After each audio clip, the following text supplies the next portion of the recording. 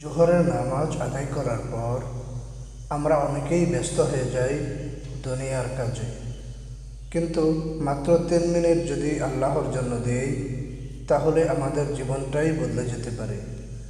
রাসূলুল্লাহ সাল্লাল্লাহু আলাইহি সাল্লাম আমাদের শিখিয়েছেন, নামাজের পর কিছু সহজ আমল আছে যা করলে গুনাহ মাফ হয়, রিজিক বৃদ্ধি হয় এবং মন শান্ত থাকে।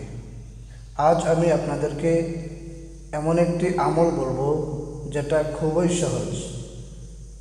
নামাজের পর 33 বার সুবহানাল্লাহ, 33 বার আলহামদুলিল্লাহ এবং 34 বার আল্লাহু আকবার পাঠ করুন। এই আমলটি যদি আপনি নিয়মিত করেন, ইনশাআল্লাহ আপনার জীবনেও বরকত নেমে আসবে। ভিডিওটি যদি ভালো লাগে তাহলে অবশ্যই লাইক করে শেয়ার করে দিন। এরকম ইসলামিক ভিডিও পেতে অবশ্যই চ্যানেলটি সাবস্ক্রাইব করে রাখুন।